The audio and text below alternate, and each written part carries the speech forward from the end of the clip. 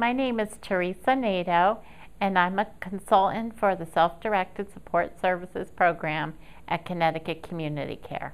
Self-determination is defined at Connecticut Community Care as the basic right of all people to have as much control as they desire over those aspects of their life that are important to them.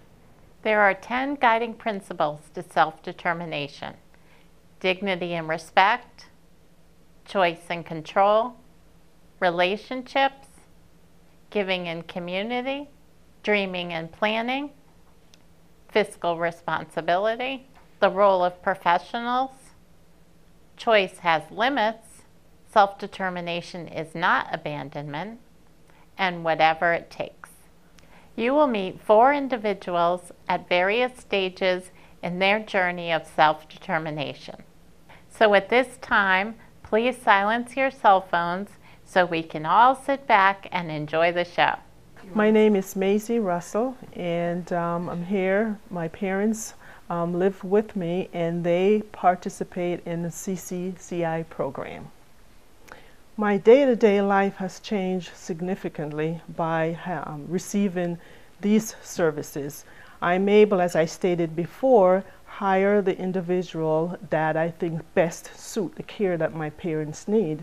My mom has some cognitive issues, and with that she needs basically total care. So I'm able to hire the person that can provide that for her, to make sure that she's comfortable, make sure she remains happy, making sure that her meals are correct, because that's key for me, making sure that she's healthy, she gets healthy meal, she's in an environment that is very peaceful for her, and those are key for me, so now I have a lot of control over that. I've always been a champion of making sure that I'm very healthy, and a champion of making sure that I am happy. I have to just keep taking care of myself. If I'm super tired and I cannot do anything for my parents, then it's not good. If I'm aching all over, I cannot think properly and do what I need to do, because taking care of them, you know, I have a supportive family, I'll keep saying that, but you know, there's a lot of things that I have to do because they're in my home. My name is Rocky McKay. I'm 71 years old. I've been living in New London at the Mohegan Senior Apartment since 1996, May 1st. I was overwhelmed by paperwork, doctor's appointments, operations, and I didn't have anybody, you know, no family, right? So they gave me back a lot of independence. I dreaded the next day because I never knew what it was going to bring. And after they come into my life and they got me help with shopping and going to doctors and a nurse to check me every week, I started to look forward to the next day and think I could handle, you know, because I had somebody on the phone, just a phone call away, always calling me every month to see how I was, asking me if I needed any help. They've been wonderful to me. I disagreed with my doctor and what he wanted to do, and I wanted to do it what I wanted to do. And this was how I had to live my life. And Dee was very supportive, and between Dee and my nurse Natalie, they helped me and told me after talking to me that I made the right decision, that it was my life. And so I went ahead and had the operation that I wanted, not the doctors. I'm happy I did what I did. I'm very happy I did. And my new doctor is happy too. But in the beginning, I was just like everybody and did what the doctor told me without question. And that's a nice part of having some independence back. With this supportive service, I am able to do a lot of things that I normally do and which I love to do. When my family members visit, and I have a very great supportive family, we're able, or they're able, to sit with my parents and talk to them and sing with them and repeat scriptures with them, because we're very religious. So a visit is basically a visit as opposed to spending a lot of time taking care of them. if I come home and my home is peaceful, and my mom and dad is doing great, it makes me at this point in my life, that makes me very happy, because if that's the case, then the rest of my life is very good. I had to save whatever strength I had to get what little shopping I could do, and that wasn't very much, but I didn't have the strength or the time to go to anything else in the community, and now I look forward to it now. Now that I have the supportive service, I've been involved slightly in town council meetings. Well, I volunteer at the shelter sometimes to cook a meal, but I have to go on when I feel good enough to do that. But I enjoy doing that, and whatever else community, I try and be helpful in the building here. My name is David Parker, and I'm 54 years old.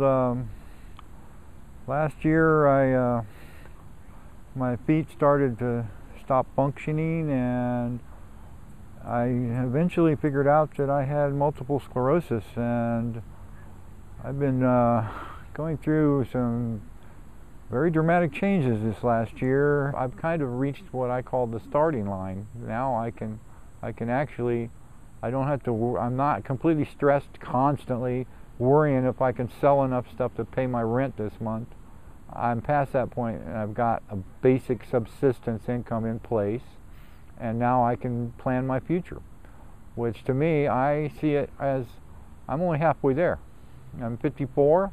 If I look, I have a mother who's 84. That's 30 years older than me. She's more mobile than I am, and I look at that 30 years, and I look back in my life, 30 years ago, I was 24.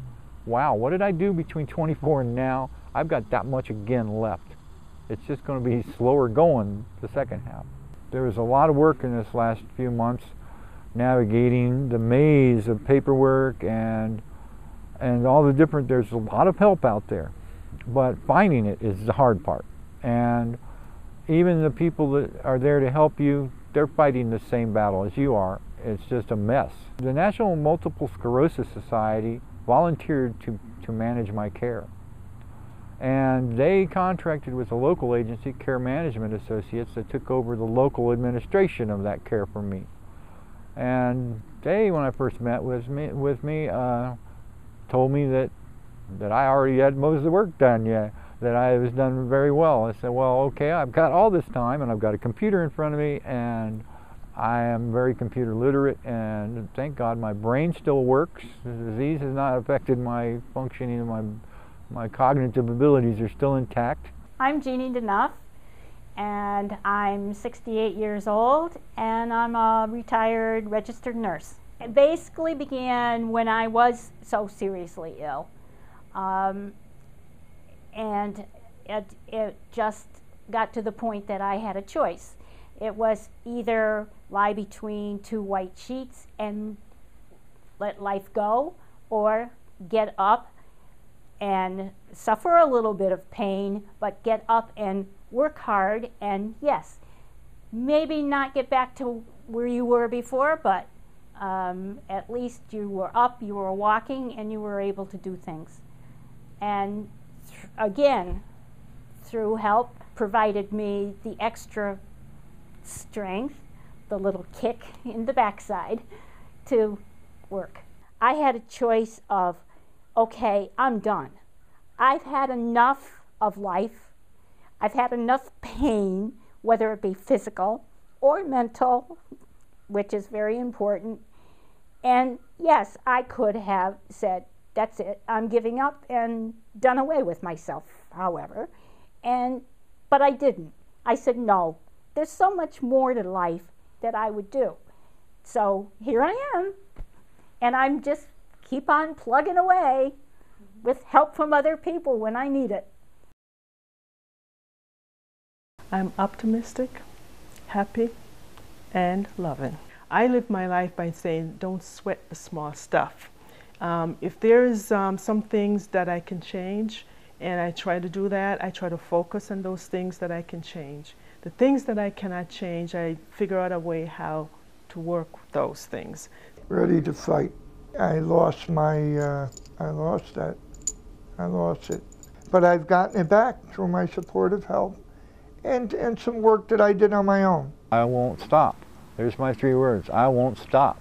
I am very adaptable, and I thank God for that, because you're going to need it if you ever face something like MS or another illness. You need to adapt. You can't give up. Go for it. That's the only way I can say it. And if it doesn't work, it doesn't work, but you can find another way of doing it. But get up in the morning and just say, go for it.